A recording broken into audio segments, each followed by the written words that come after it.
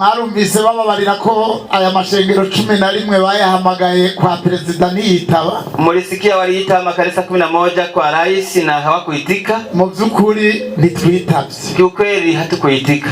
Hanyuma kutitaba ni kwabaye kugayana. Kutokuitika si mazarau. Twaretse kwitaba twisunza amategeko. Hanyuma kutitaba ni kwabaye kugayana. Kutokuitika si mazarau. Twaretse kwitaba twisunza amategeko. Kuko aya mashengero 11 yaracemera uburongozi bwa CPU. Makanisa ya 11 yalikuwa nakubaliana na uongozi wa CPU. Umusekretari general wa CPU twaremera ko ari waduserukira imbere y'amategeko. Mwakilishi wa CPU tulikuwa tunakubaliana kwamba ndiye anatuwakilisha kisheria. No kuvuga rero ngo iyo twitaba twebwe twese amashengero tumukuye. Ishure ry'abarundi bose ni ishure ribategurira guca bugufi, guhariranira, gusubiza hamwe, iterambere hamwe no kuroranirwa. Tubandanye urugendo maze tugaruze umunezero satani yatunyaze. Ndabahaye mwaramutse canke mwiriwe bivanye naho muherereye mu mihinga itandukanye y'isi. Nizera yuko muri amahoro. Uno musi rero n'umusi twahariye ca gice ca kabiri twaheruka kubemerera kuvyerekeye ibibazo biri mw'ishengero ya Pentecote. Ntitwoshobora kubigarukako vyose kuko muribuka ko twagiye turaza turabibabwira mu vyigwa bitandukanye. Iki kibazo twagitanguye kuva kera kugeza aya magingo. Ubuheruka twarababwiye ingene habaye ibibazo mw'ishengero rya Pentecote. Twarabwiye ukuntu habaye zuguru bikazunguruka, umushikiranganje akabaha uburenganzira canke personnalité civile, hanyuma mu nyuma akabubaka. Ivyo rero vyatumye abanyakiremba nabo bari kumwe ya G4 voilà bitura ibiro vy'umukuru w'igihugu kugira ngo babatunganirize. Barumva yuko bajaniranijwe. Voilà ivyavuye rero mu biro vy'umukuru w'igihugu uno musi nivyo dusabikaniriza hamwe. Ubwa kabiri duca tugira umwihwezo wimbitse kuri ibi bibazo vyabaye muri Pentecote. Utari bwa bitahure neza atahure imvo n'imvano, abone aho bigeze, ariko kandi tuza kurangiriza no ku mpanuro. Guhanurana ni vyiza, ni vy'Imana idusaba. Mumbabarire rero kubona navomye kure, nari nabemereye ko ejo haheze ndabashikiriza igice ca kabiri ariko ntivyakunze. Ndabasabe rero mubanze mu nkubiti inkoni z'imbabazi.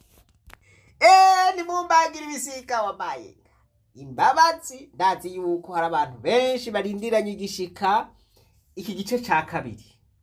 Voilà hariho ni benshi mana yanje. Hariho abakozi b'Imana babanza amatwi, urumva ku matelefone bavuvye. Hariho abakirisu mu mihinga itandukanye y'igihugu n'abari hanze y'igihugu. Mbere abari hanze y'igihugu oya sibo benshi mugabo bose bateze amatwi. Hariho abarezi banyigishije, abarezi naciye mu maboko aho bari ngaho bariko barumviriza ati reka twumvirize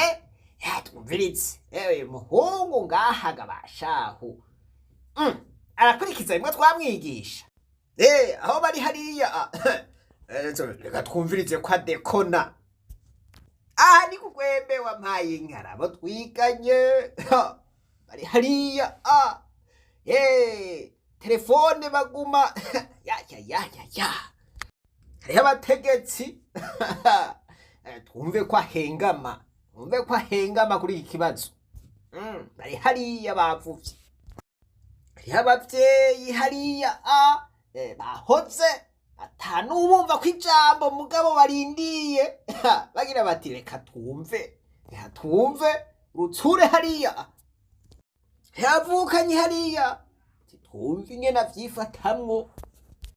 Bo ivyo bitsure vyose birateye ubwoba, naye nca mbanza nkaraba ukuntu bayenga gakora yandi makuru pe voilà, gaca ndababwira nti ariko naho biruko tubanze duce bugufi voilà, banze ndabaririmbira karirimbo bwagaheruka kera, karirimbo hariya mu y'abana wampaye inka hariya muri Sunday School.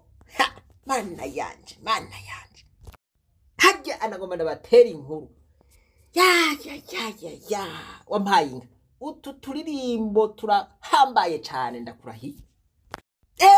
Nababwiye abigisha banje ba Sunday School bagira bati reka twumviritse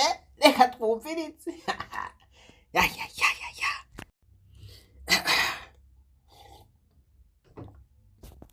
Imana izonkorera ibitangaza, Imana izonkorera ibitangaza, ninakora ivyigomba n'amanda yinezereza, Imana izonkorera ibitangaza. Utu turirimbo twarimwo amavuta.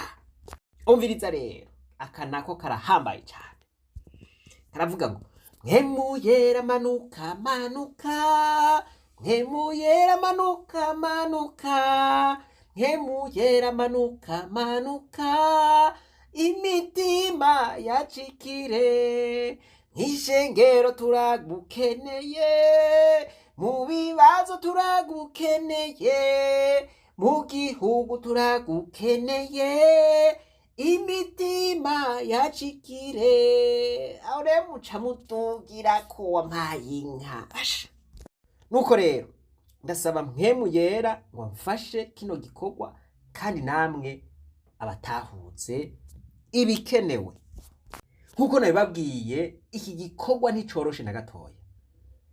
Aya majambo ndiko ndayavuga mu gihe imitima y'abatari bake yakomeretse. Rero nico gituma mbanje gusaba mpwemu yera ngo amfashe nshobore kubashikiriza iki gice ca kabiri, kugira ngo simpave zanga ndiko ndakomeretsa kandi canke ndiko ndatoneka imitima yari isanzwe iza yamerewe nabi. Ntegerezwa gusaba Imana kugira ngo sindabivuge uko ariko kose, kuko nababwiye yuko amatwi ariko aravyumviriza ari menshi. Nuko rero jenza nizeye yuko vyose biza kugenda neza, kanatsinda ijambo ry'Imana rivuga ngo nshobozwa vyose na Kristo aminkomezi. Voilà. Nuko rero reka korale Nyakarambo itwinjize mu cigwa.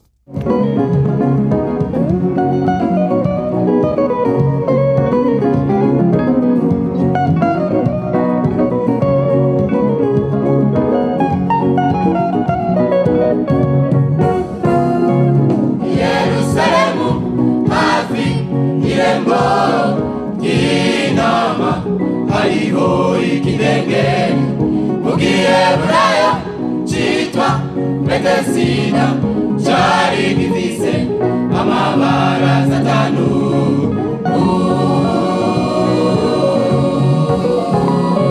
Yerusalemu hafi y'irembo ry'intama, hariho ikidengeri mu Giheburayo citwa Betesida, cari gifise amabara atanu.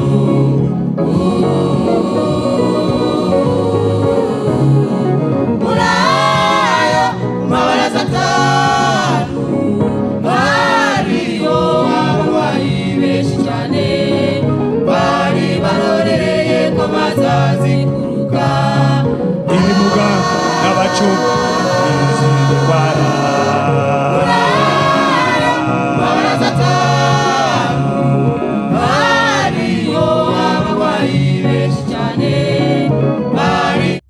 ya kino cigwa rero si y'ugukomeretsa, si y'ugucanishamo. Voilà, intumbero yacu ni iy'ugusomora, ni iy'ugusubiza hamwe. Ariko ni vyiza yuko tubanza tukababwira kukuri kw'ivyabaye. Ukuri yarakugora kwakira iyo umuntu atari mature, iyo umuntu adakuze mu vy'imwemu. Voilà. Rero harabaye ibibazo muri Panekote, ivyo nta muntu n'umwe atabimenye. Kubera uburemere bwavyo vyabaye ngombwa yuko bishika no mu biro vy'umukuru w'igihugu. Inkuru y'umwana isubira inyuma. Bagiye mu biro vy'umukuru w'igihugu kubera iki? Bagiye mu biro vy'umukuru w'igihugu kubera G11, no kuvuga ya mashengero 11 ashigikiwe n'umwubahwa Nicola atwara sepebu. Yari yituye umushikiranganji w'intwaro yo hagati mu gihugu kugira ngo ashobore kwanira guhagarika canke gufuta president y'abanyakiremba. Mvuze president n'uburenganzira bubaha ubwigenge. Uwo nawe yarabumviye arayanira. Voilà. Ivyo mwaravyumvise mu gice ca mbere. Ayaniye rero b'abanyakiremba nabo bati ibi ntitwobigumiza ngaha, reka twiture ibiro vy'umukuru w'igihugu kugira ngo badutunganirize, kuko twoba tunigiwe mu menshi, twoba turenganijwe. Bagiye ibiro vy'umukuru w'igihugu biriga ku birego vyabo kandi batako basanga nukuri. Niho bahamagara bo muri G11 rero bakiyankira kugenda. Barabahamagara, barasubira barahamagara, barasubira barahamagara, baranka kugenda. Rero hari igihe wica amatwi umuntu ariko arakubwira ati yamara ingo ndagutunganirize, yamara ingo wica amatwi ugasanga ahubwo uri kuzibira iyo biva. Mu biro vy'umukuru w'igihugu rero bamaze kumva ivyo birego vy'abanyakiremba, hanyuma bakaraba iyo ngingo yafashwe n'umushikiranganji mu kwanira, mu gukuraho canke mu gufuta iyo president y'abanyakiremba, basanga umushikiranganji koko yararenganije abanyakiremba. Bon, ivyatumye kumbure abarenganya ivyo turabigaruka ko mu mwihwezo, ariko reka mbanze ndabasomere iri kete ryandikiwe mu biro vy'umukuru w'igihugu. Ndazi yuko riri mu vyo mwari murindiriye cane. Iri kete rero riri mu Gifaransa. Igifaransa naco murazi yuko ari umwana w'uwundi, ariko muranyihanganira. Umutwe w'amajambo ni République du Burundi, Cabinet du Président. No kuvuga ngo ibiro vy'umukuru w'igihugu. Hejuru handitseko ngo Président, birihuta. Gitega itariki 26 z'ukwezi kwa gatatu 2025. Vyamenyeshejwe umushikiranganji wa mbere. Ikete rikaba ryandikiwe umushikiranganji w'intwaro yo hagati mu gihugu. Monsieur le ministre, nyakubahwa mushikiranganji agakwabo. Mu ntunge singene ndasigura ijambo kurindi, ariko ndababwira incamake. Ndabisoma mu Gifaransa kugira ngo abumva Igifaransa bashoke bavyumva, hanyuma nsigurire abatumva Igifaransa.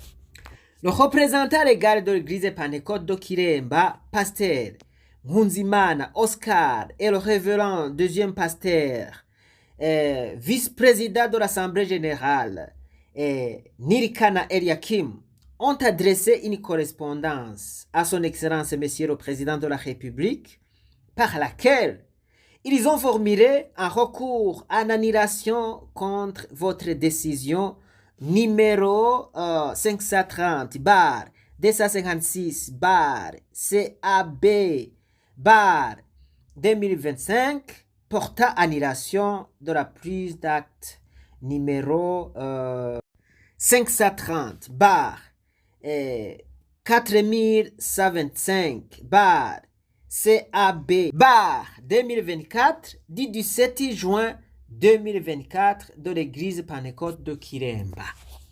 Ati nyakubahwa mushikiranganje, userukira imbere y'amategeko ishengero rya Pentecôte y'Ikiremba, akaba ariwe Pasiteri Nkunzimana Oscar na Reverando Pasiteri wa kabiri, akaba ari n'icegera c'umukuru w'inama y'abapasitori ariwe Nirikana Eliakim, barandikiye ikete umukuru w'igihugu bagira rokuru, aho bariko berekana ko ingingo mwabafatiye y'ugufuta uburenganzira bwabo idakurikije amategeko.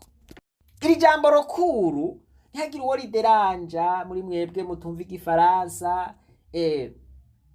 mwahora mwumva mbere n'ubu ngira biracaba, nk'umwana cyangwa umunyeshure yiga mu wa gatandatu, amanota ya konkuru yaje, voilà, hanyuma agasanga yararenganijwe, hariho inimero yari yatoye, voilà, ntibamuhaye amanota, yacagira ikintu bita rokuru, voilà, kugira ngo bamuhe amanota yiwe. Mu yandi majambo, reka tuvuge ngo yacagira rekaramasiyo, voilà, rekaramasiyo n'ugusaba ivyo wari wemerewe n'amategeko bataguhaye, voilà. Akajambo rokuru rero mwakumvise, ntihagire uwo gasubira kugora canke gutera ibibazo. Mwebwe mutahura ururimi muze muratwihanganira gose cane, kuko hariho abanyeshure igifaransa vraiment kigora. Tuje kuri paragraphe ya kabiri. Après l'analyse de les recours, il s'est avéré que la décision de l'annulation de la prise d'acte de l'église Pentecôte de Kiremba est fondée sur la violation de certaines dispositions des statuts de la communauté des églises de Pentecôte du Burundi, CPBU en sigle. Point.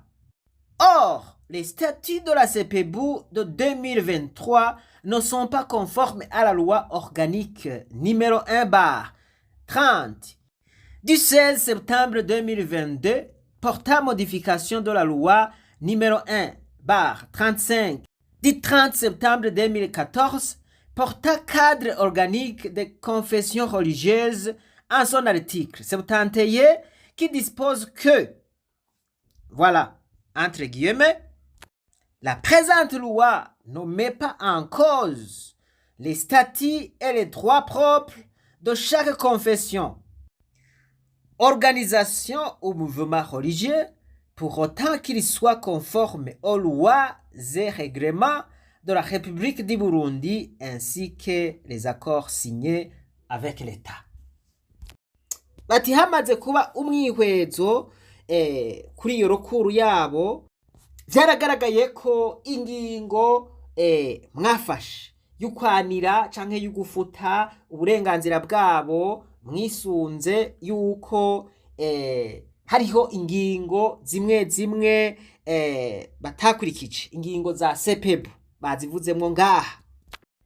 Bati ingingo CPBU ivuga yuko zidakurikiza amategeko. Bati stati za CPBU bwayo zo mu 2023 ntizikurikije amategeko, ntizijanye n'itegeko rigenga ryo mu 2022. Bati kandi nizo stati za CPBU ntizijanye n'itegeko rya leta mu ngingo yaryo ya 71. Umviriza agace kagira gatatu. En considérant le statut de la CPBU de 2023, cette dernière, en tant qu'une association sans but lucratif, s'est accordée la qualité d'une confession religieuse sans le consentement de tous les membres de la communauté, ce qui constitue le nœud de la mésentente entre les différentes églises de Pentecôte. Point. Aka rero mukumvirize karakomeye cyane. Inyishu yavuye ku mukuru w'igihugu iri muri aka. Bati dufatiye rero kuri sitati za CPBU zo mu mwaka wa 2023, bati dusanga CPBU nk'ishirahamwe ridaharanira inyungu iyo association canke iryo shirahamwe sepebu ryigize canke ryihinduye nk'ishengero, kandi abasanzwe bahurikiye muri sepebu canke bahurikiye mu iryo shirahamwe nyene batavyumvikanye ko, aho akaba ariho havuye ipfundo, reka mvuge inyanduruko y'ukutumvikana hagati y'amashengero ya Pentecote. Aka rero nizera yuko mukumvise inyanduruko y'ukutumvikana amashengero ya Pentecote yavuye he? Yavuye ngaha nyene. Mwumvirize rero itegeko baciye baha umushikiranganje w'intwaro yo hagati. Par la présente, Son Excellence Monsieur le Président de la République vous instruit d'annuler votre décision numéro 530/256/CAB/2025 portant annulation de la prise d'acte numéro 530/4124/CAB/2024 du 7 juin 2024.